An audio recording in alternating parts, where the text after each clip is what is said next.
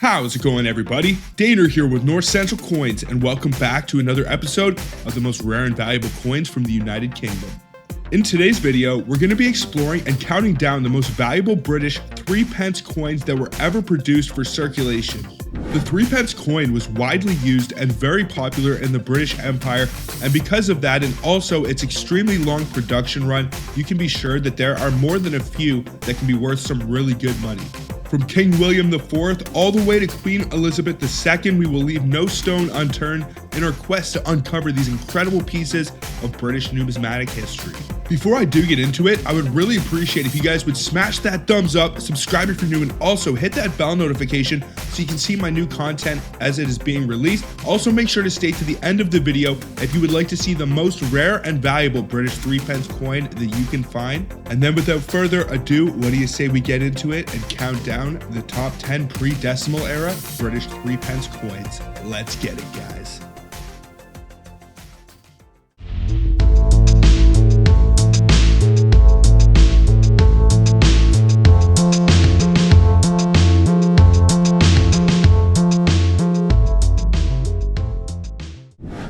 The British 3p coin, also known as the 3p or threepence, was a denomination of currency used in the United Kingdom or Great Britain from the year 1551 until 1971. It was initially introduced during the reign of King Edward VI and went through several design and composition changes over the centuries.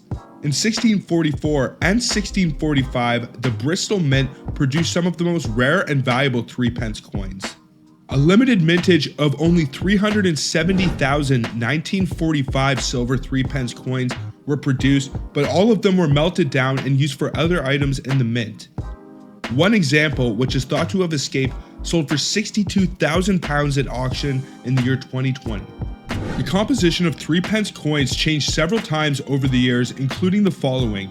They were composed of sterling silver from 1551 to 1920, 50% silver from 1920 to 1944, also being minted, and nickel brass, which is 70% copper, 24.5% zinc, and 5.5% nickel from the years 1937 to 1971. So from 1937 to 1944, they made 3p coins in both nickel brass and also in 50% silver. So now that we have given you guys some information on the 3p coins, what do you say we start this list off and count down the 10 most valuable 3p coins that you can find? Rather than working my way from the least to the most valuable, I'm actually just going to work my way through the years, starting with 1847, which is actually a Queen Victoria 3p coin. And as we work our way down the list, you will notice that some of these coins at the bottom will be super valuable. So what do you say we start things off with the first 3p coin on this list, which is going to be the 1847. Now, the values that I'm going to give you today are going to be in pounds. I will also give you the exchange rate for American to British pounds right now, but I just figured that most of the people that watch these lists are probably from the UK, so giving the value in British pounds sterling is probably the better way to go. So the 1847, you don't need to identify any errors or varieties. You just simply need to find one in a decent condition. If you can, it can be worth around £346 for an MS60 and all the way up to £780 for an MS63 example. So that is pushing the $1,000 American mark. Definitely a good one to look for, and that is the 1847 Queen Victoria British 3p coin. Number 9 is going to be the 1848 Queen Victoria 3p, and you don't need to identify any errors or varieties. You just simply need to find an 1848. If you can find one in a high mint state, it can be worth around £358 for an MS60 and all the way up to £735 for an MS63 example. If you are wondering how much these coins are worth on the low end, usually they will have a slight premium. They can be worth anywhere between £5 and £20 depending on how bad the person who wants to buy it off of you needs it for their collection. But usually, to get the most amount of money out of the coins mentioned on this list, you'll need to send them off to be graded, and they will need to score in the mint state region. Number 8 on this list is going to be the 1852 Queen Victoria 3p coin. This can be worth around £465 for an MS60. It can be worth around £652 for an MS62, and all the way up to 695 pounds for an MS65 example.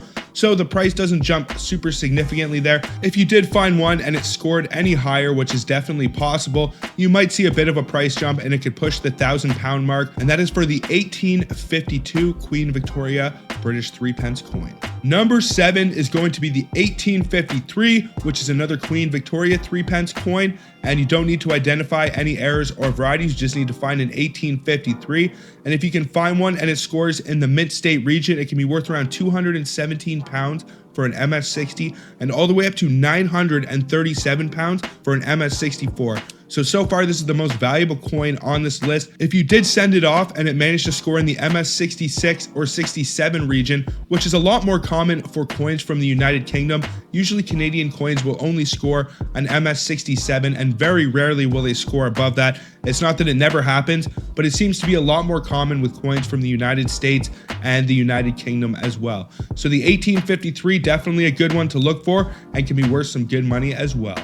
Number 7 on this list is going to be a variety. The 1893 Queen Victoria 3 pence coin has 2 different varieties. They are both with the Jubilee head, but one is an open 3 and the other is a closed 3.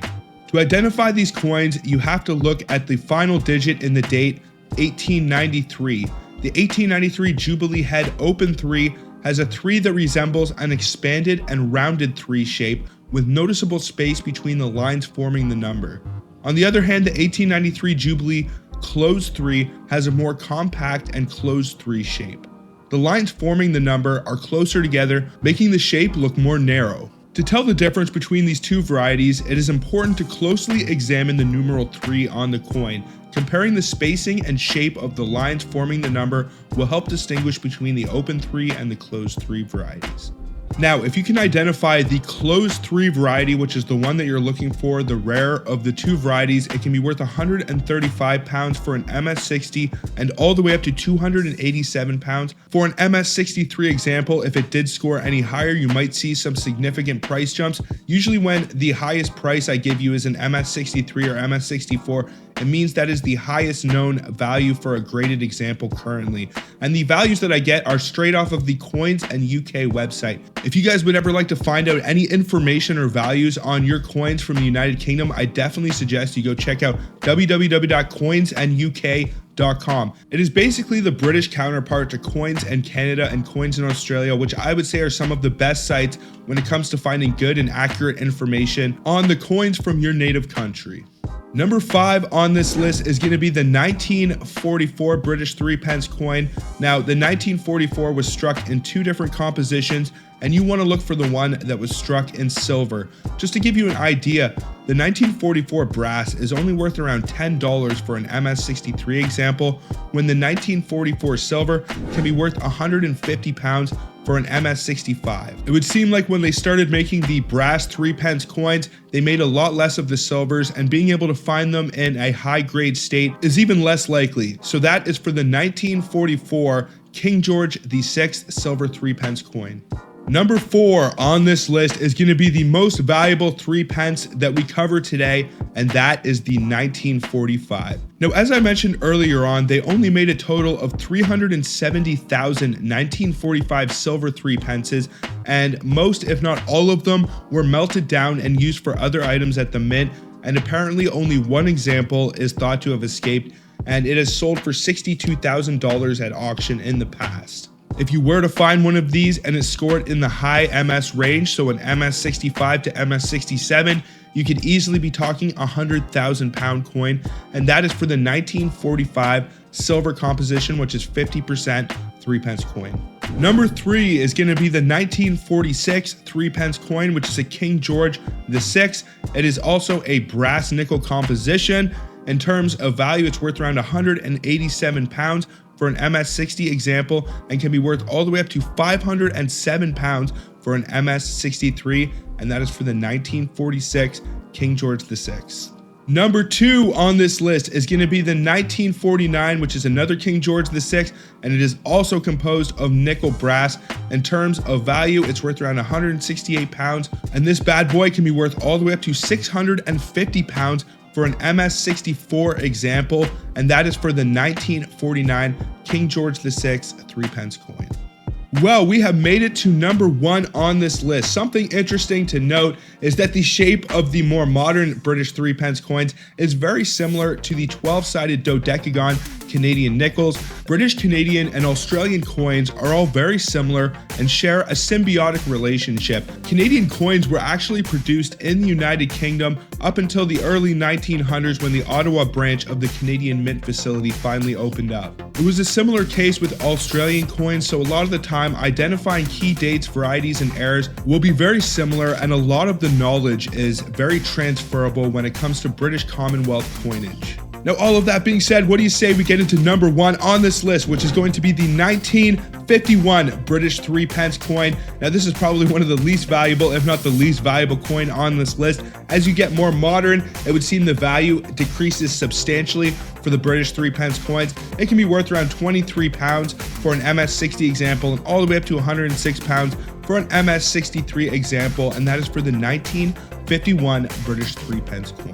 What do you guys think about these British 3 pence coins? What would you do if you ever found a legitimate example, or if you ever have found any of the coins discussed in this video? Let me know down in the comments. I would also appreciate if you guys would smash that thumbs up, subscribe if you're new, and also hit that bell notification so you can stay up to date with my new content as it is being released. But I think that is pretty much going to do it for this one, folks. So until the next one, everybody, peace out and have a good one, y'all.